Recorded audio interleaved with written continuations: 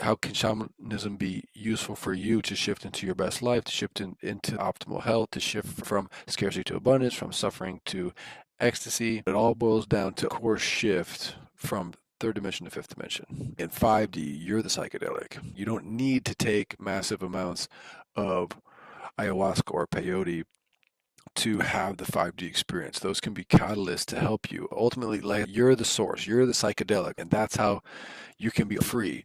You no longer have to take ayahuasca, no longer have to take, whatever plant substance in order to see or to perform healing or feel balanced. It's really just knowing how to get in touch with the deepest, truest, most essential part of yourself, that when you contact it, it is the essence of all those things. You become it. You are it. I am it.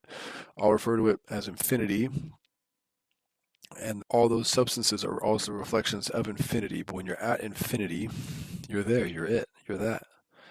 Boom, got it. You're welcome. Next up, shaman visions on behalf of others.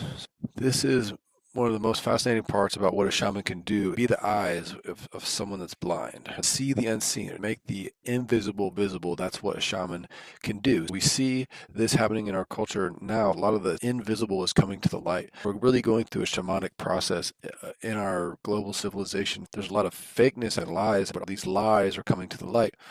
Shaman can do for you is maybe you're not able to see everything that's going on, or you're blind to your own situation in some way. You're not sure, where is this coming from? Or why do I have this illness? Or why do I keep making these mistakes? Or why does the same relationship problem keep happening? What a shaman can do, the shaman, our trained shaman working in 5D, can look at your timeline, can look within your soul. In a good way. I don't want to look into everybody's soul, trust me. Really, what I want to say is look into your timeline. If I look into your soul, I'm going to see pure love, an infinite amount of love that you might not even think you could be. That's my job. A shaman moves between other worlds. The current world you're living in is not the only world. There are many worlds, and in shamanic worldview, there are always multiple worlds. In the Shipibo world, there's a world of bad spirits, water spirits, sky spirits. In different cultures, you'll see the different worlds. A lot of times, there's the underworld, there's the middle world, there's the celestial world. In Western culture, we have, in the Christian culture, you have hell, the earth plane, and then heaven or celestial plane. In Indian cosmology, you'll have the world of the serpent, the world of the puma, the world of the condor, and different worlds. With infinity consciousness, there's an infinite number of worlds, an infinite number of dimensions, an infinite amount of parallel realities.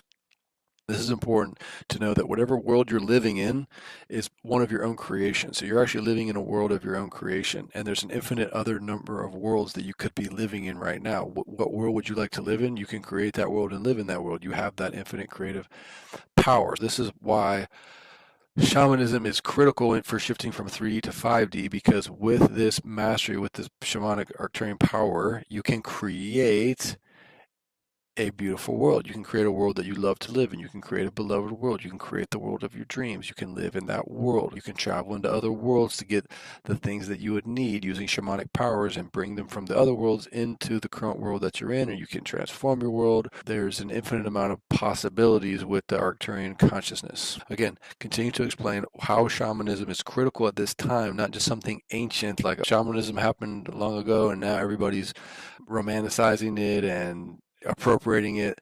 Maybe that's happening in some different areas, but we need to see how the true pure download is coming in now for the fifth dimensional shamanism, how it's critical at this time, at this juncture, in order to create and fulfill our destiny as humanity into the higher realms of light, into peaceful global civilization, into peaceful galactic civilization. Make sense? Okay, so let's keep going. Move between worlds as shamanism, as rogue shaman archetype.